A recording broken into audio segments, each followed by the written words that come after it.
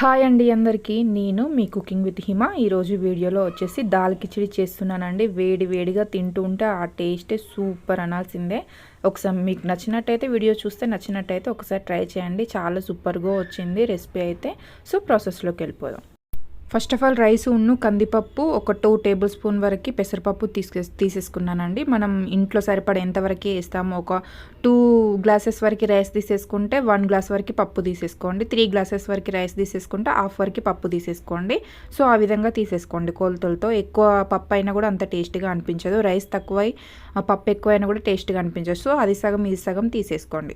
వీటిని ఇప్పుడు వాష్ చేసేసుకొని ఒక హాఫ్ అన్ అవర్ వరకు నానబెట్టేసేయండి. నానబెట్టేసి వండేసేయండి. నానబెట్టిన తర్వాత కుక్ చేసేసుకోండి. చూడండి, మరీ ఎక్కువగా మెత్తగా కుక్ చేయలేదు నేను. కాస్త ప్రీవియస్ వీడియోలో చాలా మెత్తగా చేసి చూపించానండి. ఈ వీడియోలో కాస్త పుల్లలుగా ఉండేలాగా, రైస్ పుల్లలుగా ఉంటే ఇష్టపడతారు కదా, సో అందుకనేసి పుల్లలుగా వండి చూపిస్తున్నాను ఈ వీడియోలో వచ్చేసి. సో సరిపడా ఆయిల్ యాడ్ చేస్తున్నానండి.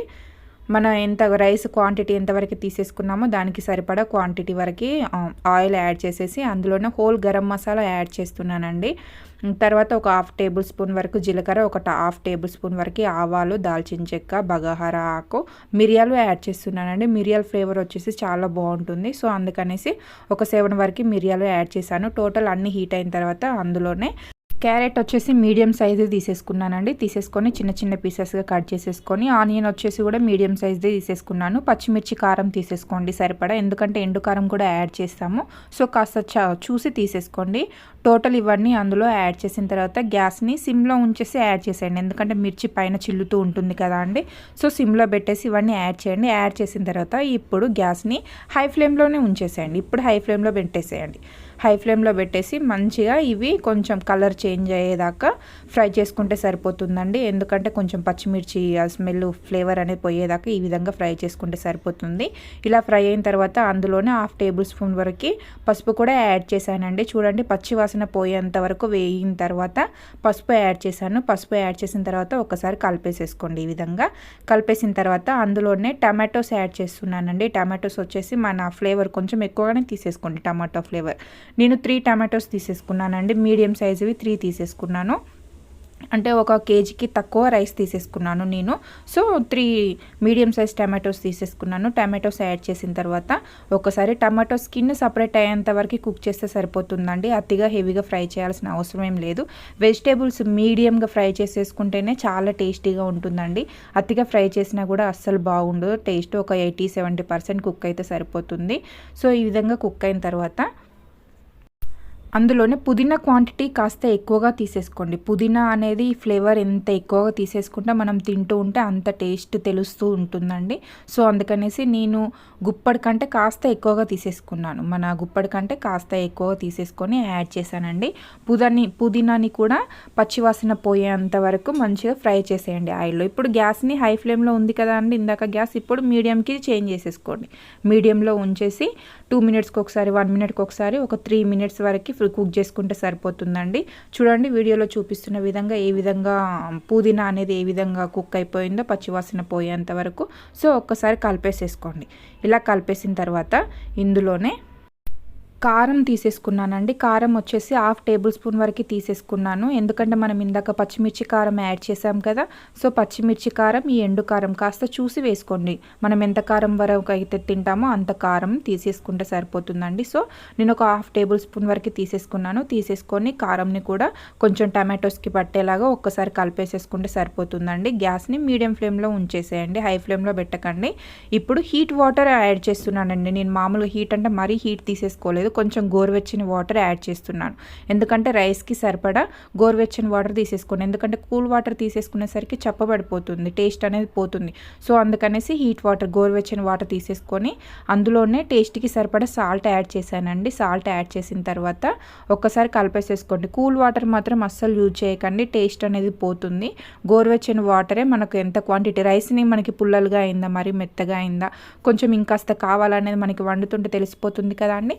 సో దానికి సరిపడా వాటర్ తీసేసుకుంటే సరిపోతుంది. కేజీకి అయితే పెద్ద గ్లాసెస్ తోటి 3 గ్లాసెస్ తీసేసుకుంటే సరిపోతుందండి.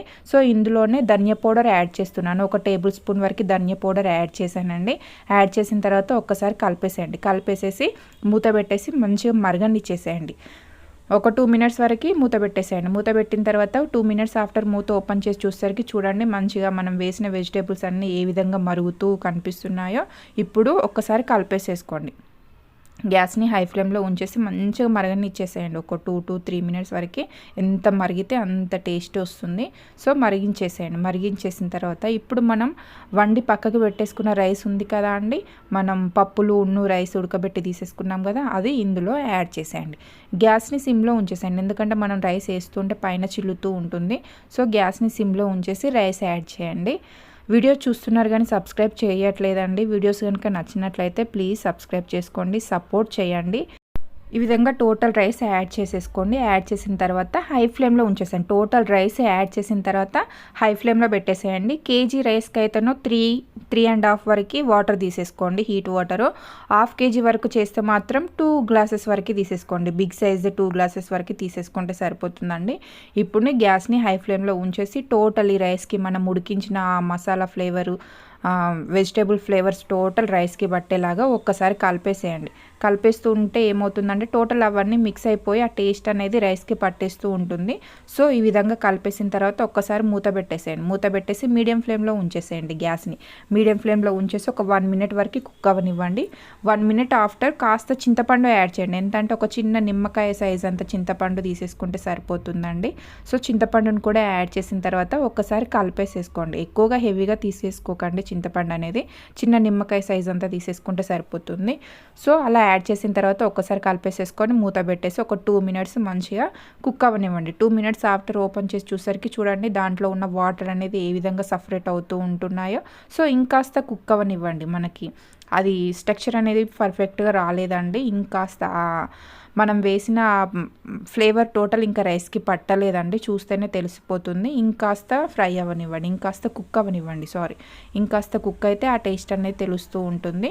సో ఒక 2 మినిట్స్ తర్వాత మూత పెట్టేసి మళ్ళీ 2 మినిట్స్ కుక్ అవ్వనివ్వండి.